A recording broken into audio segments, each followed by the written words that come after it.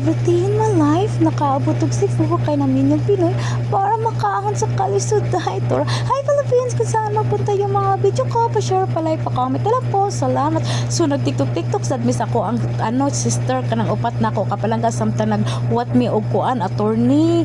Unya ka ang sabot sa attorney kay ana-anak ko nun siya mga 2 or 2 to 5 kuno siya. Unya wala pa di lagi niya di man makontak ang iyang number kapalangga. Uy, nya pila na kayo mi ka oras naghuwat diha niya. Ako manggod ni uli na lang gikan duty kapalangga kay need man gyud namo na ma-interview mi sa amo ang kuan good sa yuta man gud na kapalangga good. Mao na need good ma-interview mi tagsa-tagsa.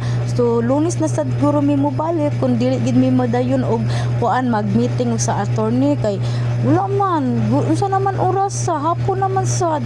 So manguli na lang gid mi nag-decide na gid mi manguli ana kay kapoy sige barog kapalangga uy nya daghan pa kayo tag trabahoon sa balay nya magsigig taghuwat di ay sa wala. So muli na lang mi nya colorful kayo among mga sinina kapalangga.